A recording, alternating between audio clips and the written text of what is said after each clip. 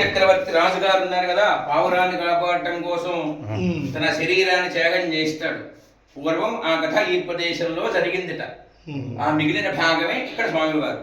ఇప్పుడు స్వామివారిని చూపించండి. ఆ గుంటలన్నీ పైకి ఎత్తుకోరు.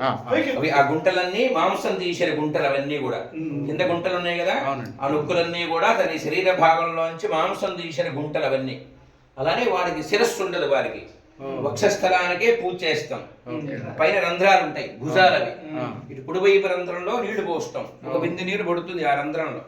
ఇవాళ ఉదయం పోస్తాం, రేపు ఉదయం తీస్తాం. ఒక కర్రకి గుడ్డ కట్టి ఆ నీరంతా బయటకు తీస్తాం. అవి మర్నాడు వాసన వస్తూ ఉంటాయి.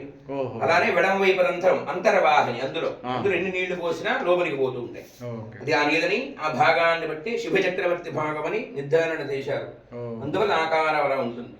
ఆ శివచక్రవర్తి భాగాన్ని శివుడు ఐక్ష్యం చేసుకుని వీరికి పావురం వల్ల మోక్షం వస్తుంది కాబట్టి కపోతేశ్వర స్వామి అంటారు.